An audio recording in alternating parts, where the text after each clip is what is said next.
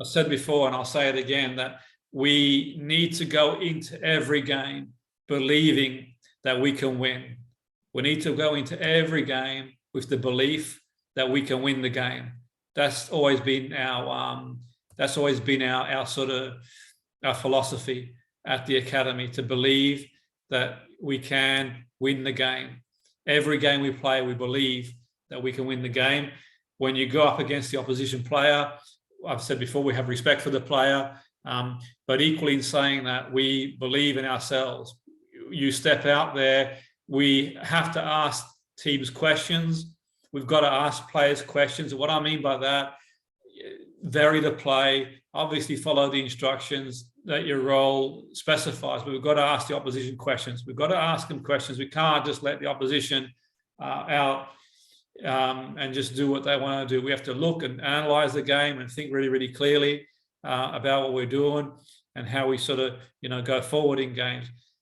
We've touched on sort of the profiling before, about where am I now, where do I want to be, and how I'm going to get there.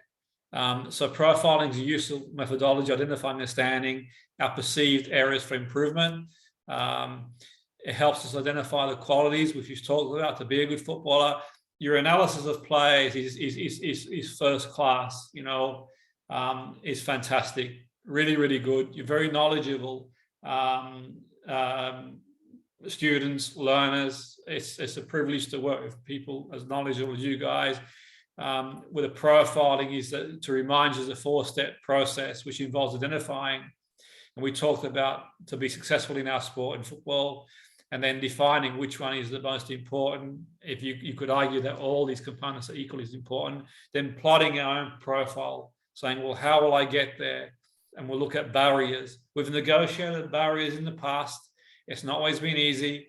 In the past, we've sort of locked down other things, and we've found ways to keep moving forward, to keep adapting to the situation. But obviously, where we are now is we sort of keep thinking, okay, we keep going forward. So having a true reflection, and this is something we can sort of carry on working on away from here, but just reflecting on things for now. We think, okay, my performances so far this season, where are they out of 10, with 10 being high? And this can take a little bit of time this week between now and Thursday, and we set ourselves up for the game on the weekend. We start focusing on that, and we focus on development too. How would I rate myself so far? My understanding of the opposition, learning, tactical awareness, how do I rate out of 10? How clear am I on my role out of 10? The fitness components, you can speak to the fitness coach and coaches, my agility, speed, reaction time, balance, coordination, muscular endurance. And this can be done, fitness is a lot more linear because you can get fitness results, fitness tests, normative data, which I have as well, plenty of normative data if you need, to give you an idea of where the pros roughly are. But equally, there's data out there too, and we work together. We keep improving. Where are we for that? Out of 10, let's say, for example, we take a speed test. We take, say, an endurance test. Let's say, the bleep. For simplicity, the beep test, for example, endurance test. So we could say, okay, where are we in terms of, if our goal is to be 15? Where are we, say, with 13, 12, with our speed, we're looking to break 3 seconds for 20 meters, agility test. So all different tests we've got, one rep max is applicable. Our technique, left foot, right foot, passing, shooting, our skills to relay the technique on the game, free kick, defending, attacking, shooting. The key for you, and obviously this is where I come in, the psychological demands of the game. How well have I been concentrating? My self-confidence, my motivation, my ability to cope under pressure, and my ability to focus. So there's a sort of key things that we can plot when you get time this week for an hour or so, to just reflect on how you're progressing in each area, because we can only affect that if we're progressing, and then obviously we can adapt that into a weekly plan.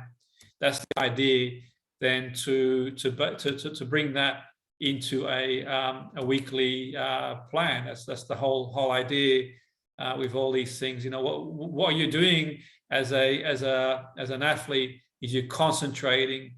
You know, you're concentrating 100% on your where you are and where you want to be, 100% on where you want to be. Well, I'm here and I want to be there. And how do I get there? Well, obviously you're training every day pretty much, which is the key. But the key is to do the training.